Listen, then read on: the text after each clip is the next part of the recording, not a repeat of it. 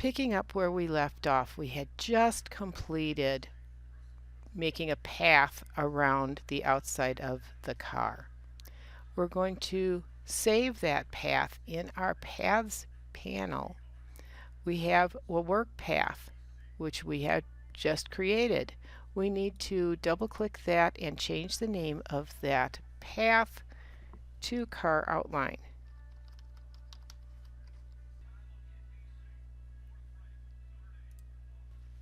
There is a nice selection about working with the Paths panel on page 104 that would be really great if you took the time to read through that, and it talks about some more options that we have and ways that we can use that path. Page 105 has a section on the anchor points and handles, which everyone should remember from working in Illustrator. Click on the bottom of the Paths panel to deselect the car outlines. We're going to add to that existing path now. We want to make sure to put our viewpoint to at least 100% so that we can see what we're doing pretty well. And we're going to start working with outlining the tires. We had purposely left those off because the drawing tool that we were using, which was the freeform pen tool with magnet turned on, works better where you have a lot of high contrast, and this area underneath is not very clean and clear. It's pretty dark under there, so in fact I'm going to zoom in a little bit further so I can get a better view, and that's just not a really high contrast area. It's very difficult to see what we're going to want to do in here. So I am picking up my pen tool, which was underneath my freeform pen, and I need to make sure that I have path selected and that I am working still with combining shapes. Selecting the car outline, if you see that you still have your anchor points showing, please click the pen tool a second time. That should hide your anchor points, and all you should see is the path. And we're going to start drawing under the car. Click to create an anchor point where the tire is meeting the bottom of the car, and then you're going to move the cursor down and right along the tire edge and click to create an anchor point. Hold down the mouse button and drag down and right to start to create the direction handles for the point.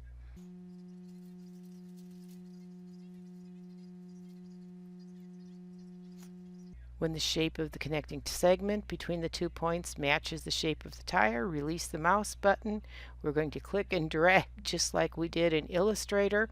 Move the cursor to the right, following the bottom edge of the right tire. Click and drag to create another anchor point, and just keep working your way around the tire, following the edge.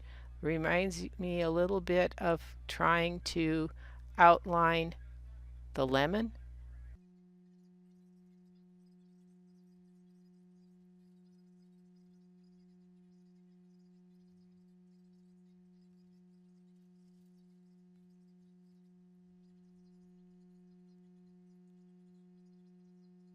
You want to have placed your final point where the front tire meets the body of the car at the wheel well, and then click and drag to place another smooth point inside the area of the bumper. Move your cursor back down to your starting point,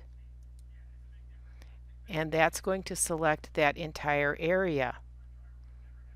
Close your path and then repeat that on the other side to pick up the tires on the other side of the car.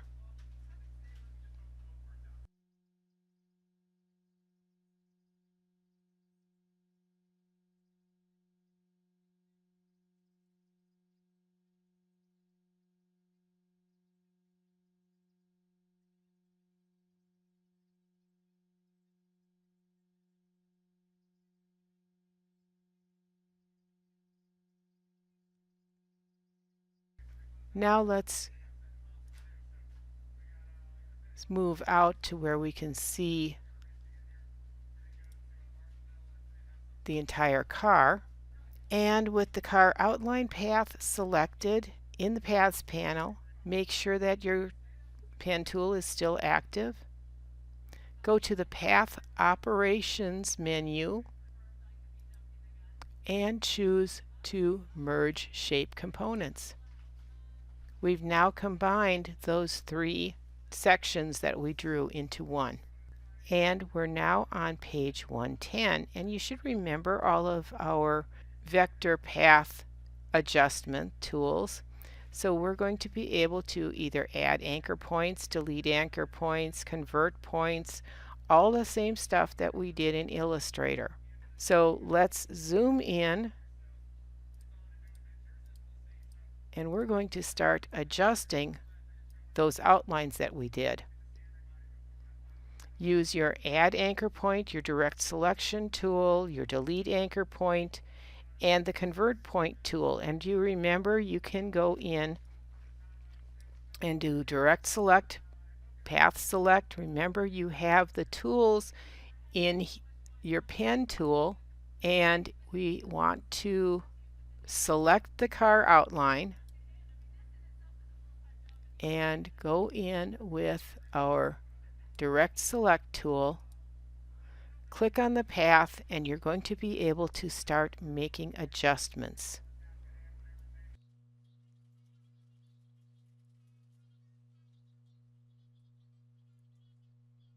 And I'm going to do my adjustments, and I'll come back to the video recording when I've got them completed.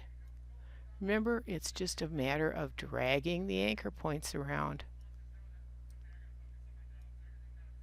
to get everything smooth. Okay, so it took me quite some time to go around this whole thing, and I probably got nitpickier in some places than I really needed to. But once you have everything outlined and you're happy with it, and you are going to have to go back and forth between the pen tool and the selection tool and the convert anchor point and delete anchors and add anchors and all that kind of stuff like that. When you get into areas where it's very smooth, like across the top of the vehicle, the fewer anchor points you have, the smoother you're going to be able to have those lines. So do the best job you can on it, get the best selection that you possibly think you can, but it took me quite a while to get through this. Once you have that selection, save your file, and then we'll be moving on. Picking up again on page 112, create a vector-based layer mask. So we created a layer mask in the last chapter using selections. This time we're going to use our car outline path. Let's get to where we can see the entire car.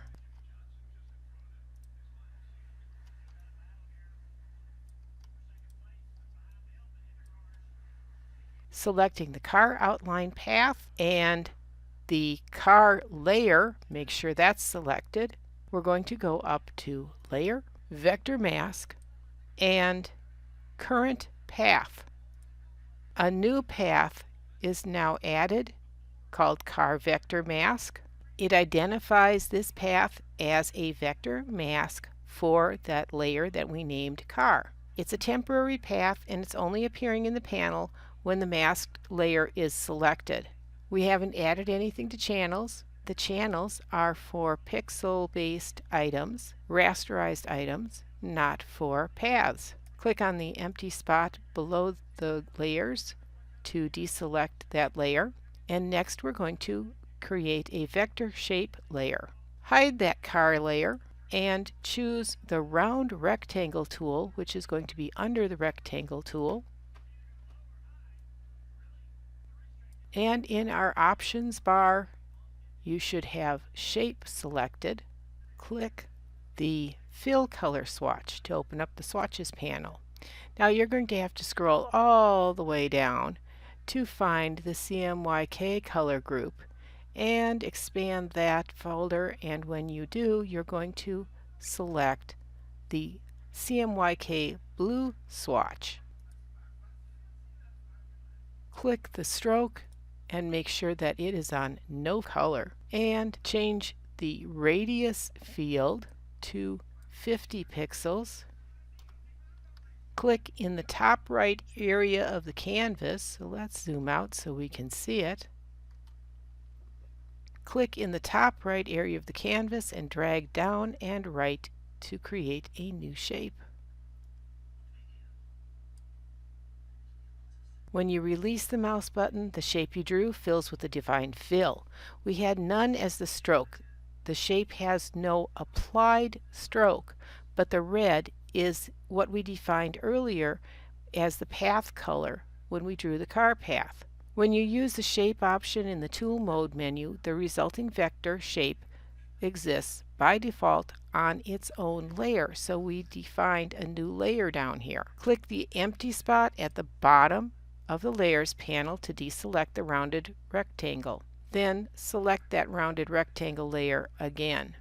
You can see the vector path that makes up the shape. When it's deselected, that red disappears. We also have those live corners like we had in Illustrator.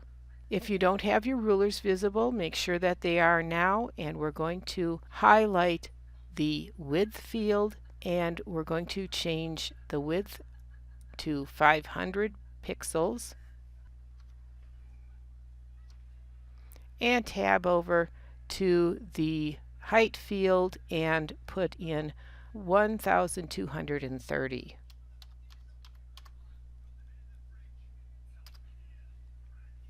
At this point, we're supposed to put our cursor over the X field and get the scrubby slider and move right or left until we have 1865 pixels.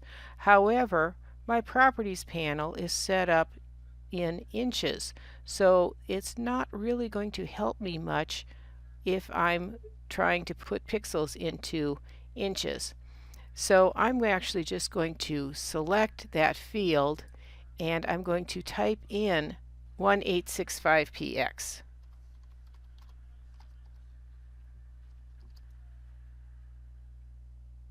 We want to change the Y position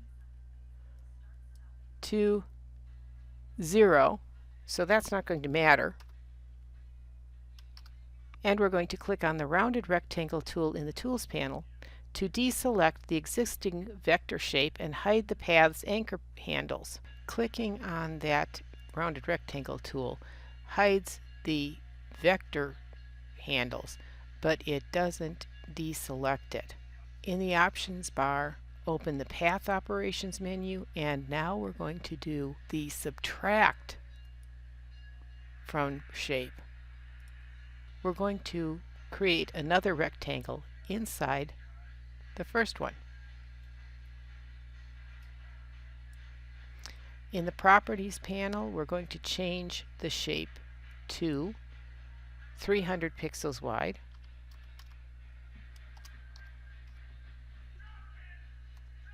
A height of 300 pixels.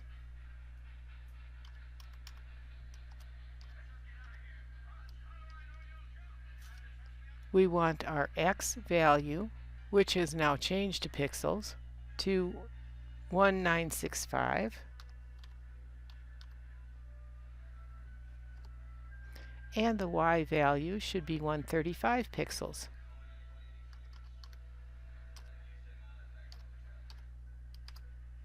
In the lower half of the Properties panel, make sure the four corner radiuses are linked like that.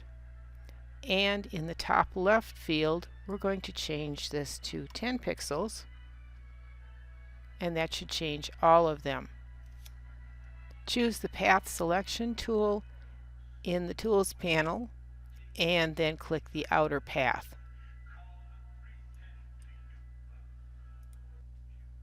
Unlink the four radius corners, and you're going to change the top left and top right to 0.